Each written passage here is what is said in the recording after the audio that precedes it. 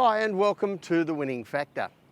I'm Alan Aitken, and on this show each week we take a look at some upcoming races in Hong Kong and we try to isolate an element of the race we might look back on later as having been the key to finding the winner.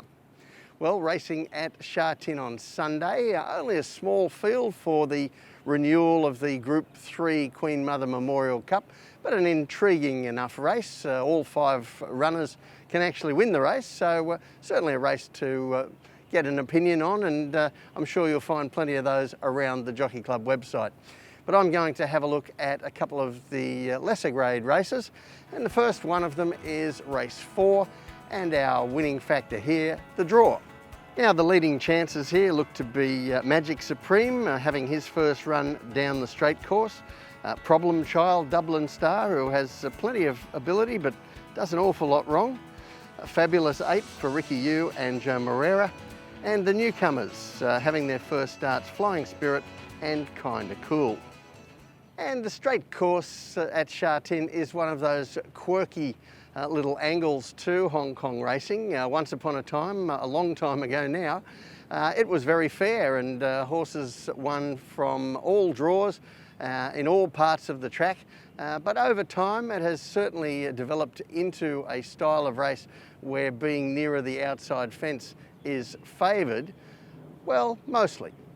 And we're going to take a look at some statistics and some figures on this.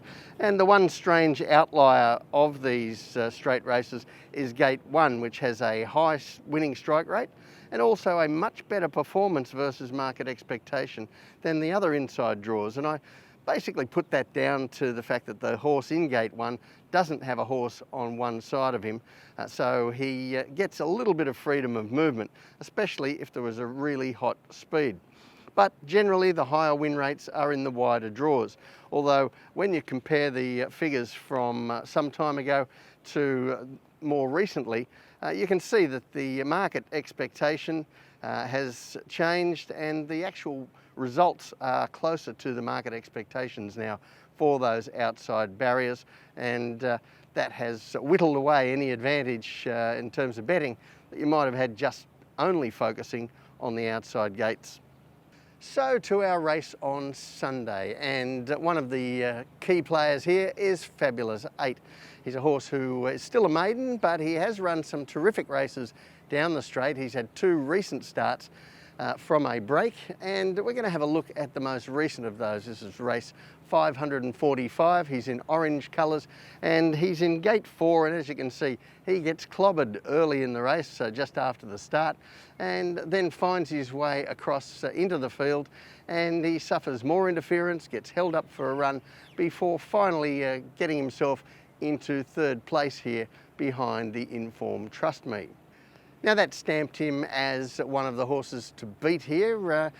Perhaps his main rival will be Zac Purton's mount, Kinda Cool. He's having his first race start, but he has performed well at the trials, and we're going to take a look at his most recent trial. This is on April 14, and the times were not great here. If you're just going by times alone, you wouldn't be that impressed, but you'll see him here in the pink and white colours. Kinda Cool, never really asked to do much here by Purton, still has the better of his rivals very, very comfortably. So I'm not sure that the times, while still relevant, really tell the whole story there.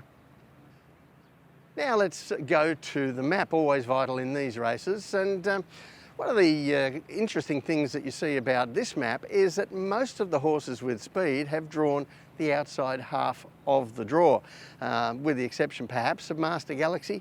But I think the fact that we've got all the speed drawn out where they want to go anyway means that there's not going to be a lot of heavy pressure going forward early, and we could even get a slowly run race here because everyone gets to where they want to go quite quickly.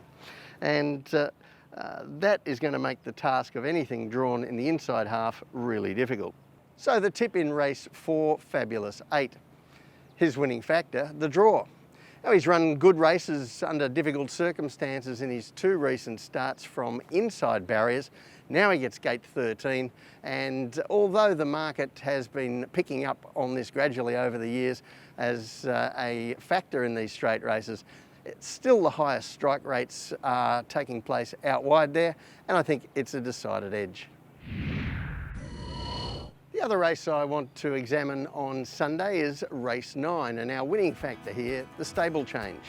Well, I think our major hopes here look to be Diamond King, also Zach Burton's ride, Party Genius, Sprint Forward for Blake Shin and John Moore, and the Jimmy Ting trained runner, Momentum Happy. And while they all have chances, I'm looking at this as a kind of factor war between Sprint Forward and Momentum Happy. Sprint Forward coming off a 7-day backup from his run last weekend, and Happy Momentum having his first start for Jimmy Ting, a stable transfer. And regulars watching this show would know that I often focus on those factors as important angles for playing Hong Kong racing. So I thought we'd have a quick look at both of those angles with some figures. And when we look at the horses coming back to the races within 7 days of their last start, Sprint Forward's trainer John Moore is one of the best in Hong Kong, ranking only behind John Size, whether we go back 5 years or 10 years, and I'd suggest even if we went back further.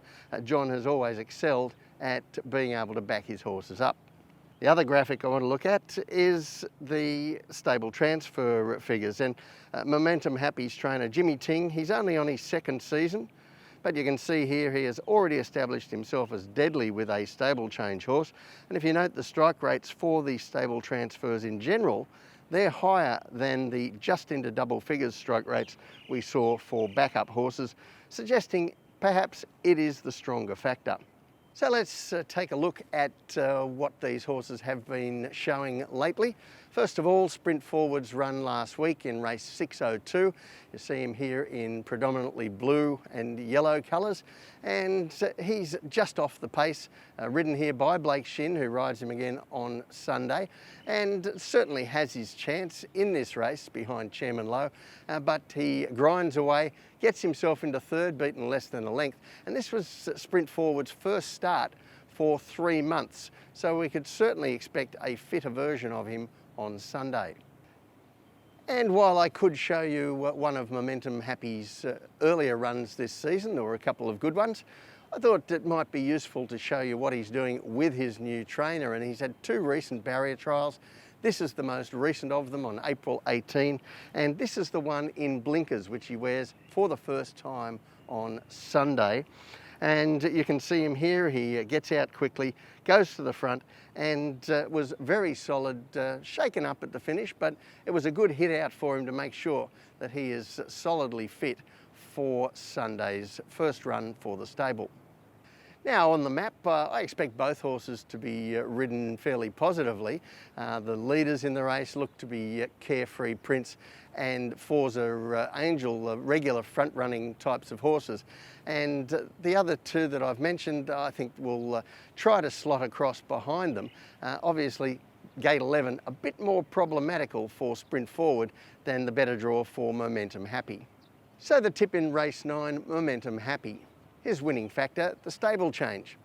And while these are both very strong angles, stable change and quick backup, I think that we saw from the figures that the stable change is a stronger factor, and that Jimmy Ting leading the way in that particular factor at the moment, and certainly he gets the setup to come out the best of this pair, and I think that's going to put the first win on the board for Momentum Happy.